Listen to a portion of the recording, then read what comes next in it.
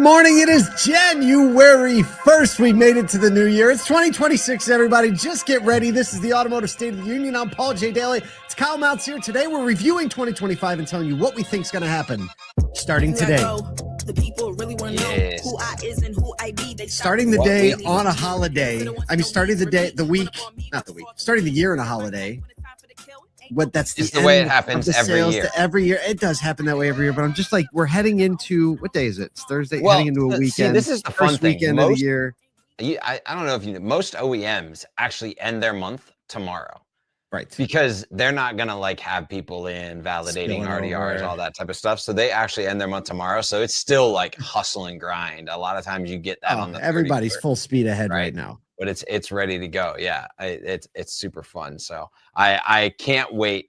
I'm ready for the LinkedIn barrage of we crushed this year. It's always my favorite time of year. Oh my gosh, yeah, and I can't wait to who won? It's still too early to know who won. Yeah, because that's what like the very competitive things. Who won the region? Who run the district? Who won the region? Who won the brand? Who won the certify? Who won all the things? We're gonna find out. We'll talk about it this week. We've been having so much fun over this last week with our 2026 strategy sessions. If you haven't been catching them, head back on the podcast. The audio is probably the easiest way to go. That if you just go to the Automotive State of the Union podcast on Spotify or Apple Music or wherever, you can go the last like 5 or 6 episodes. We've had Brian Benstock, Liza Borches, Brian Kramer, Steve Greenfield yesterday, and we're starting tomorrow with Damon Lester talking about a very introspective, like haven't heard from Damon in a while. The industry hasn't, and this is kind of his first admonition back to the industry. It's pretty great. So really a lot of genuinely great insights shared over the last 4 or 5 days. So go back on the audio if that helps get it. It's also on our YouTube channel and on LinkedIn if you want to go to our profile and go back, several posts. But it's been a lot of fun, dude. Trust me, if today's too busy to set your New Year's resolutions, wait till listening to Damon on the podcast tomorrow and then set your New Year's resolutions, because it might change your perspective. Just strong. We're not slowing down at all this year. We're speeding up. Our next Soto Edge webinar on January 7th, coming in at 2 p.m., talking about AI that works as hard as you do, some practical tips for faster sales with Danny Veles and Sarah Hicks, our friends from Automotive Masterminds. Great conversation. AI is going to be we're leaning on that super hard this year, just like everybody in the industry. Great place to start. You can sign up for that by going to ASOTU.com, fill it out, be your first webinar. We'd be honored to be your first webinar of 2026. Yeah. Did you know the NADA show is only like 4 weeks away? Oh my goodness. That's quick. I think it's 5. Oh, it's 4. Yeah, you're right. It's 4. It's like 4 in 3 days. Don't say 5. Just say 4. Hey, if you're wondering what to do, obviously you want to schedule your all of your tech to look at and your OEM meetings and your learning. But if you're wondering what to do at night, NADAparties.com. NADAparties.com. I think we've got like over 25 or 30 of the best parties that are going to be happening through that week. It's going to be a full week, I think, of that, because it's not just over the weekend, and people are going to have a little bit more access to those spaces because they're not competing with the normal on the weekend stuff. So NADAparties.com. Thanks for our partnership with Clairvoy, helping us put that together every single year. All right, let's get into the top 10. We're going our top 10. We're going to count down from 10 to 1. This is your things that year in review 2025. Number 10, Gen Z enter the auto conversation like we'd like transparency, flexibility, and zero nonsense, which is basically everything the industry swore it had, but never thought anyone would actually fact check it. Gen Z buyers finance differently, expect upfront pricing, and abandon brands fast. When trust breaks, they already influence buying decisions well beyond their own purchases, especially online research and review. So Gen Z is like, meh. Well, we talked a lot about Gen Z. Obviously, they're more fully in the market now. So whether it be retail or auto or whatever type of buying signals that you're looking at, I think that they're because of the requirement for authenticity and social platforms that travels over into their retail purchase behavior, and it's going to just be a requirement now that goes broad scale across multiple generations to say, hey, look, if you're not transparent, if you don't do things up front, if you don't allow me to purchase in whatever way I want to do, and if you don't have a great in-store experience, then you're just not going to capture culture. Just move on. Yeah, they're going to demand that. Yeah. All right. Number 9 is you, bro. Number 9, here it comes. Service became the star of the show in 2025, mostly because it never left the building. As sales wobbled, fixed ops quietly paid the bills, the rent, and probably therapy for the rest of the store. Service loyalty, though, is slipping even as vehicle age rises, pushing dealers toward mobile service and better communication. We talked a lot about mobile service. Fixed op margins remain the most stable profit center amid sales volatility this year. So a little bit of waning in loyalty, but still great service profitability, and a lot of shops seeing very limited availability in their schedules. Are you seeing this picture right now? Yeah, they're amazing. That's me on the right. That doesn't look like you very much, but on me, that's me with hair plus, a box of donuts every day. Every day. It's unbelievable. That's pretty fantastic. All right, let's go. Number 8. China spent 2025 reminding the global auto industry that scale is undefeated, quietly building the automotive equivalent of a Death Star, while everyone else argued about incentives. Chinese OEMs benefit from massive scale, vertical integration, and government-backed infrastructure. Very obvious at this point. Tariffs and trade barriers are reshaping where vehicles are built and how competitive they can be. We kind of had a front row seat to this during our trip to Central Asia this year. Yeah, and the big thing that's happening right now that all of these manufacturers are talking about is they're not profitable on the mainland, but they're extremely profitable outside of China. So their push into the global economy has been wild from a scale perspective, especially companies like BYD that are winning in Central America and Europe and other countries that they can maintain the profitability that they can't in their homeland. It's only a matter of time, I think, before the U.S. has to deal with this in a more complex way. Yeah, I mean, I think 2026 is the year.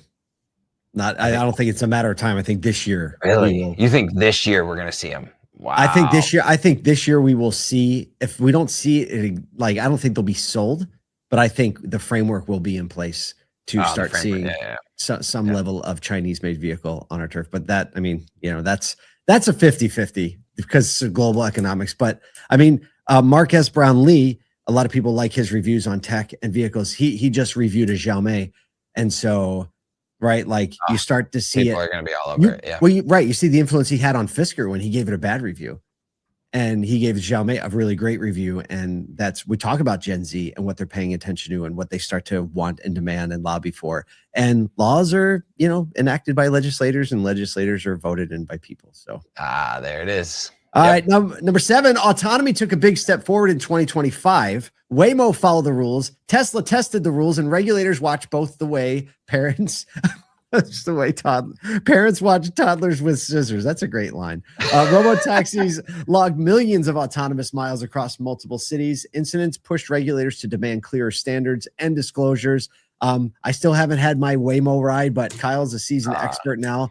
And I'm a seasoned expert. They might be coming to Nashville. I think autonomy is really taking a front seat, and finally the technology there is there. And with rideshare requirements being so high in so many cities for so many people driving, not having to have an operator in the seat is going to be in high demand. Waymo obviously pressing into more cities. But still a lot of question marks on what city governments, what state, what county, what federal governments are going to do from a regulation standpoint with those drivers, with insurance, with how accidents are handled. So a lot of question marks there. I think the fact that competition is heating up is going to just make it go faster. Now that you have multiple, now you have Tesla and Waymo both on the roads. Everybody's just trying to release developments faster, trying to make it. And look, when Waymos know how to start inching forward at a red light and run a yellow light because they're going to get stuck, I think we're getting close. Yeah. Speaking of getting close. Oh my gosh. Oh, we didn't do a segue. There we go. We needed one segue. Number 6, AI was supposed to completely transform auto retail in 20. Did I just take your read? You've taken all the reads, Paul.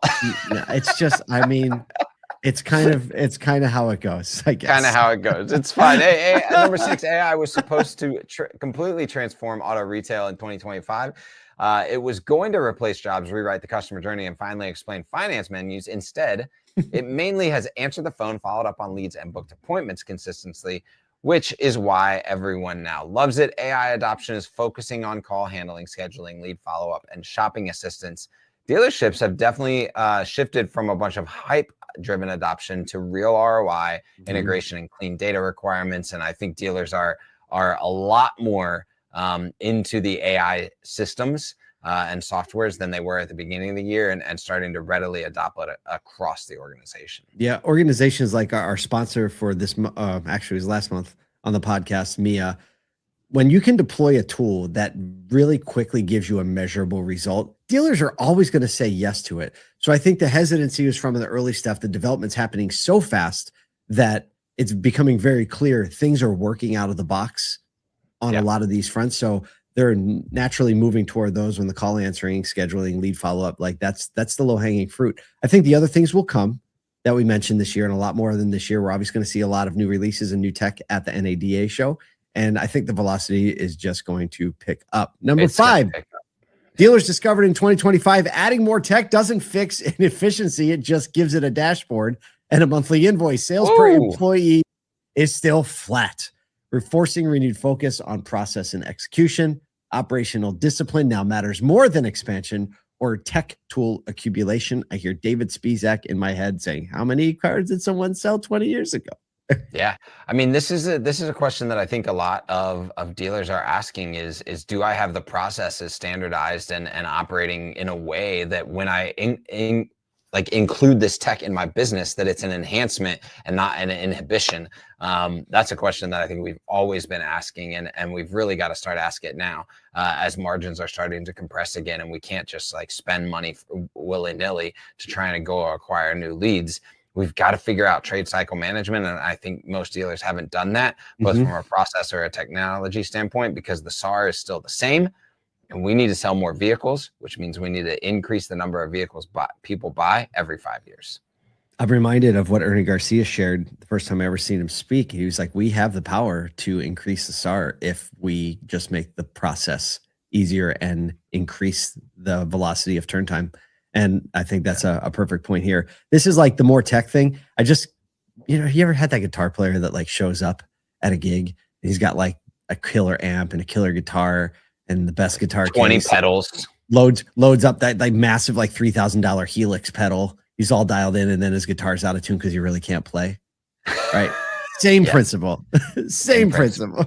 Yeah, you can look fancy, but you can't play. Don't play do fancy. It. Yeah. Number 4, used cars became the industry's emotional support animal in 2025. Steady, affordable, and quietly doing the work. Used vehicles absorbed affordability pressure as new car prices stayed elevated.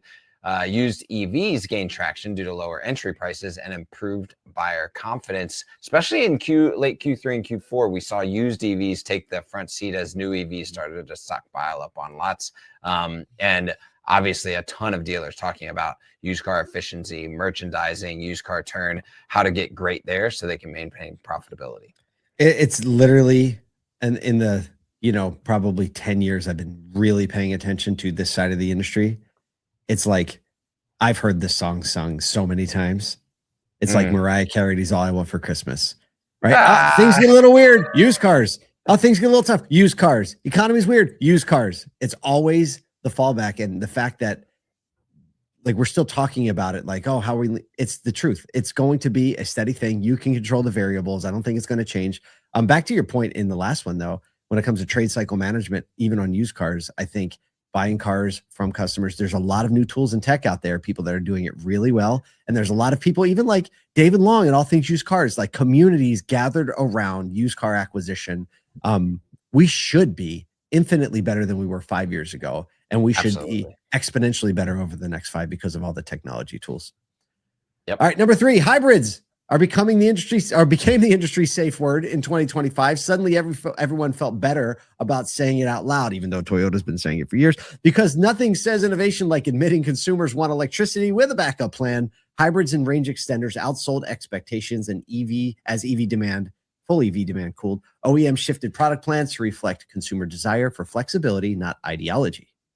My anecdote here is I drove past the Ford Blue facility, the Blue Oval facility or whatever it was, whatever it is in Kentucky, on my way to the holiday celebrations with family, and just seeing that massive facility and Ford still having questions on what they're actually going to do with it is a stark reminder that we ran so fast after a place where consumers didn't want to go as fast as we went there. The question though is, can we keep up with the rest of the world? And what's the balance between keeping up with the rest of the world and keeping up with consumers, and how do manufacturers play that? I don't envy that position right now. No, it's a game that I don't know that you can win. You can just play hard every day. Yep. Number 2, turns out the EV revolution didn't die. It just asked for clearer directions, a bathroom break, and maybe fewer PowerPoint promises. OEM spent 2025 quietly Googling how to pivot without admitting we panicked. We just talked about this Same a little thing. bit. EV sales slowed after the tax incentives faded, forcing OEM strategy complete resets. Delayed launches, scaled back investments reflected a more realistic adoption curve. And that curve is still flattening. We're still trying to figure out, I think OEMs are still, scrambling for what do the next 3 to 5 years look like, and how do we recoup all this R&D dollars, billions that we just put down the drain. Ford canceled the F-150 Lightning. They said they're going to, create a version of the truck that has the generator in it, so it'll still be EV powertrain. I'm looking at a lot of comments because I have one, and a lot of the comments I see, oh, it's a shame that it's gone. People didn't want it, right? But a lot of the comments are like, everyone I've ever known that owns one, loves it a lot. I think people are going to continue to fall in love with the EV powertrain, and even though they want more comfort with the backup, I think the EV powertrain conversation will pick up. Hybrid's still a bridge, but I think more and more cars will adopt an EV powertrain, especially now that they need smaller batteries if they have this generator technology. So I think we'll eventually get EV, but I think that the generator tech, and this reminds us, we had a conversation with Ryan Decker, chief brand, had a brand for Scout Motors. And, when they made the decision to put the generator in the engine, they just had the advantage, or the generator in the vehicle, they had the advantage of not already having a giant facility and infrastructure built. So they could make that pivot really quickly and say, we're going to do it. So well, they announced that they were going to have that at the onset. 2024. Was it at the onset? Yeah, I knew it was like almost a year ago. Well, they were able to do it without any skin in the game really yet. Yeah. Speaking of skin in the game. Oh, let's end on a segue. Full segue this time. Affordability was. You go. The number one story of 2025. You couldn't turn one way or another without hearing it. We talked about it. We ran some data. 25% of the time we talked about affordability, and we say a lot of things. Buying a car in 2025 was exciting the same way adopting a horse is exciting. You're like, wow, it's beautiful. And then someone hands you the bill and you realize, oh, now this isn't kind of in charge of my life. Monthly payments hit record highs as prices and interest rates stayed elevated. Consumers responded by trading down, extending loan terms, and holding on to their vehicles longer. Yeah, if you go back 5 days on the podcast, you can hear Brian Benstock talk about how the affordability gap is actually not as stark as what people are talking about. It's just the fact that people that want the high priced vehicles are definitely buying more of them, and people with the funds and the finances to be able to afford them are okay with the high monthly payments and the high priced vehicles. But there's still plenty of affordable vehicles out there in the market, maybe not in that under $20,000 or even under $25,000 range, but it's still a question mark as to how long the industry can sustain being that high price, and can the consumers keep up with it, and how many buyers do we still have sidelined and we don't even know it at this point. So true. That's 2025, but looking forward to 2026, everyone's making their predictions. We don't have our 10 predictions prepared, but Kyle, looking forward to 2026, what trends are you seeing shaping up? What do you expect to see? Yeah, I mean, the trend that I'm seeing is that AI is really going to be deeply integrated from a data ecosystem perspective. And the ability for any company to kind of query on top of their data is going to be super relevant, and draw out insights as to how to pivot their business. So now, instead of going, let's try this for a month or 2 months and let's see if it will work, we'll be able to do forward-looking kind of projections on the historical data and integrating new things into that data. So, hey, I want to try this tech product. Here's everything that you know about my company, my processes, my people, how we operate, what we've done well with in new cars, used cars, service, all of that. Here's the aggregate of the data. What do I need to inject? Or if I inject this process or technology, what would be the results? And the calculative nature of what computing has the ability to do these days is going to completely change the game for operators, I think. Well, what I'm reading between the lines a little bit, do you think that speed to onboard to try new tools is going to be increased quite a bit because the data architecture is going to be in place? So you can say, oh, let me see if this works. Is that what you're saying? Yeah. Okay. Well, so no, I think it's going to be, there's going to be higher level of confidence that it will work going in, right? And you won't have to use that little like spidey sense intuition. Yeah. Yep. You'll just know like there's a high probability that this will or won't work. Understood. For 2026, what I'm seeing is that this is the year that no one can hide. Everyone realizes they no longer have a choice. They have to start adopting and learning about this technology. The early adopters have been doing it for 2 years now. And you go back to our SodaCon rosters and hear the conversations happening for the last 2 years. And those are the people that adopt the mindset that say, well, I'm going to disrupt myself before somebody forces me into disruption, before someone disrupts me. I think that window is just about closed. Maybe there's still a little space left, but this is the year that you are just disrupted. The people who have been disrupting themselves are the ones that are already ahead. They're going to be the ones you want to look to, listen to, what's their tech stack, what are they saying about it? You're going to have to learn really, really fast. Even in all agencies, we've seen this in the creative agency with a lot of consolidation. And the thing that you used to do that was super high value, usually value is created in the gap before what someone is capable of doing and what you can do, right? That gap is the value gap. Now, whenever somebody can put in a prompt, when they can generate something from nothing, that value gap to what your old skill set was goes way down, down.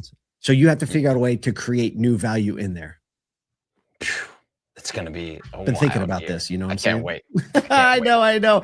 Listen, we're so happy you're taking this journey with us. Please tell your friends about the show. We're going to have a lot more of these conversations. We'll be at the NADA show. We have a SodaCon. We want to see you there in May. Lots more coming out soon. But go celebrate. It's New Year's or sell some cars.